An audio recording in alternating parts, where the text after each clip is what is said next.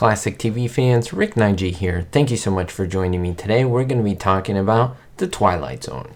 More specifically, about 7 bloopers, 7 embarrassing mistakes that take place throughout the course of the series. Now, I can't cover every blooper or every moment, but I'm just going to pick a couple moments kind of at random, no special order. I do want to say that I'm not going to spoil the ending to any one of these episodes. While I will talk about the main content, what the summary of the episode is about, again, I won't talk about the twist or the spoiler at the end. So if you haven't seen these, don't worry about it. You'll know the main idea, but you won't know how it ends. Okay, let's get right to it, and let's start with blooper number 1.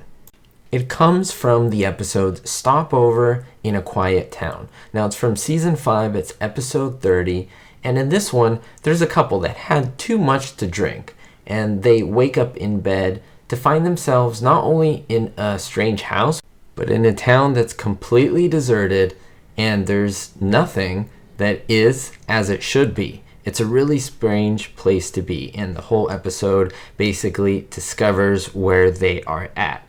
Now, in the beginning, where we have our familiar Rod Serling opening narration, it's one of my favorite moments of every episode.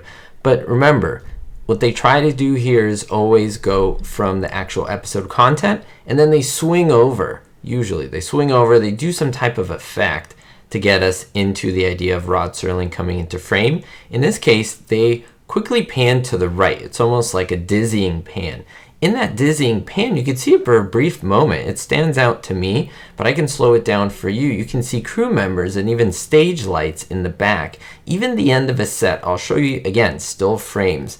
But whenever you watch this, even if you watch it at full speed, it's very apparent. Your eye catches it. It is a split second, but it is obvious. Of course, if I slow it down so that everyone can say, I didn't see it, well, here it is. Pretty cool blooper.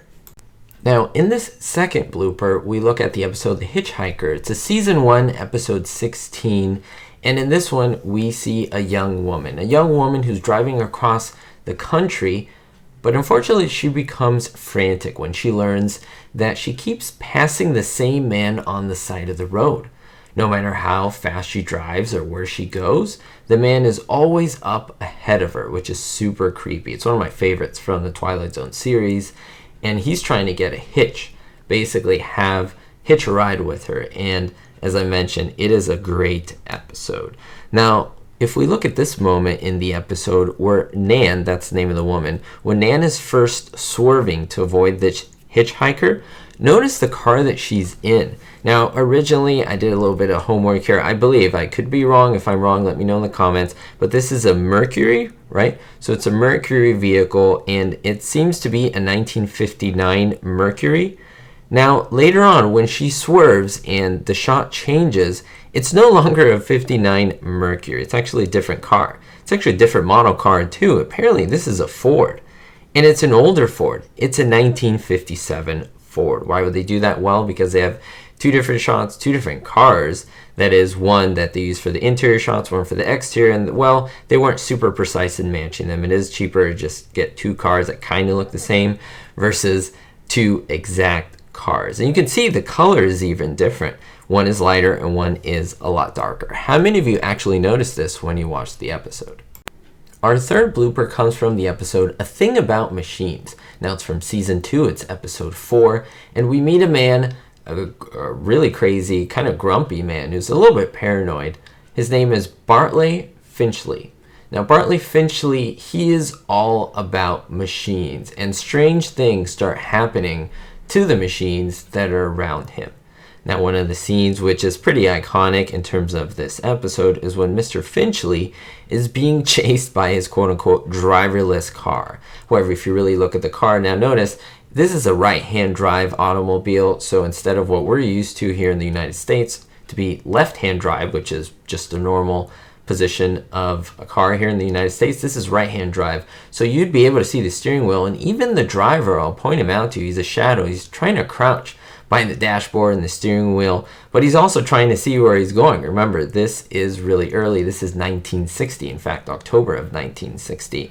And you can see the driver in many scenes crouching down at the wheel. It's pretty comical. I'm just curious to see how many of you knew and spotted him yourself. Now next we see the episode 100 Yards Over the Rim. Now this one is from season 2, it's episode 23. Now in this case, a pioneer man from a wagon train going back in 1847, he sets off to find something for his son who is gravely ill and sick. Now he stumbles into present day civilization. It's New Mexico as well. Now, this man, as he walks up to another man in front of a diner, it's one of the scenes in the episode where it first encounters quote-unquote civilization, you can see the reflection of a crew member in a plaid-type shirt and white pants that are reflected in the man's sunglasses. This is important to note because a pioneer man is wearing none of that. So that would either be the director, someone in the crew, or even the cameraman reflected in this man's sunglasses. It's pretty comical. There's no one in sight, just these two men, but apparently there's a magic man who just appears in the sunglasses. Kind of creepy, but kind of funny at the same time. Very peculiar episode here. It's called The Four of Us Are Dying. If you haven't seen it, you should check it out. It is a really unique premise, but also interesting. Probably not one of the most popular, but well worth the look. Now, this is about a man who can change his face to look like any other person he really wants. He has this gift, this ability, and he's trying to improve his life and make it better, no matter what effect it may have on other people. So I definitely recommend you all checking it out. But there's one scene where he's in this alley area, and there's men that walk out of this alley. Now the block seems to continue ahead of them, but if you look really closely, you can see that it's a painted background. Now it's really obvious because you could see the bottom of the painted background, and you can see how it's rolled up. Basically, the end of the canvas is basically rolled up. They could have covered that up with something, or maybe just put the camera up a little higher, but nope, they left it there for us to see so we can find it in 2022. Really funny. Now, many people love this episode, myself included. Season 3, episode 8, it's called It's a Good Life. Now, in this one, there is a family farm with a young boy who has crazy mental powers, but he doesn't have any emotional development because he is a kid, but he's really a monster. That's what it is, a monster that looks like a kid.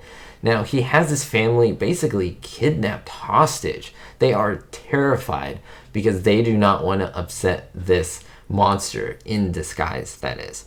Now, there's a scene, a birthday party scene, and there are many close-ups and master shots that are intercut, interwoven, and edited together to make the final episode. Now, if you look at the little boy here, the monster named Anthony, his hair changes back and forth. There's some scenes where it's combed straight, other scenes where it's parted to the left, in other words, parted to the side, and even a bowl cut, which is really great, all within about 10 to 15 seconds, 30 seconds max of the scene, and his hair changes at will. Now, you may think if he is a monster, then I guess maybe it isn't really a blooper. He is just trying to change his haircut every 5 seconds or so. Pretty funny. This is perhaps in my top 10 favorite episodes of the Twilight Zone. I would say it's very underrated. I know people like it, but other people don't even really know about it. It's called One for the Angels.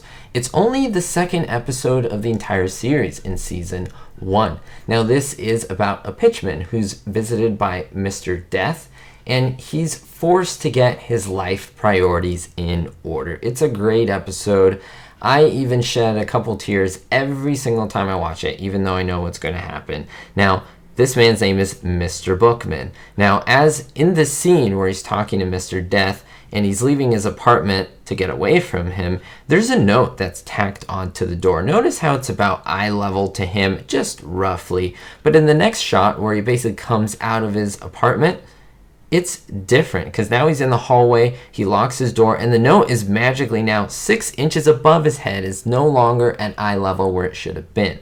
I don't know, if you ask me, maybe it's Mr. Death playing a little gag on him, trying to freak him out a little bit, trying to get him to do what he needs him to do. I hope you enjoy the look of these episodes and these funny, embarrassing mistakes, which I don't know if you've caught, but now you can tell others that you've know these yourself. I think it would be a fun thing to share with others. Thank you so much. If you support what I do, don't forget to hit the subscribe button. My mission is to highlight and remember these classic TV shows and movies as well. I have over 1,500 videos that I think you will absolutely enjoy. Facts, bloopers, history, behind the scenes secrets, so much fun stuff. We'll see you next time, and don't forget, be hopeful. Thank you so much to my supporters on Patreon, especially my Diamond tier patrons. New patron Gerard D, David D, Citizen Kane 359, Greg S, Kevin K, Ricky, Sally, and Vito L. Make sure to check the links in the description to see how you could be on this list as well.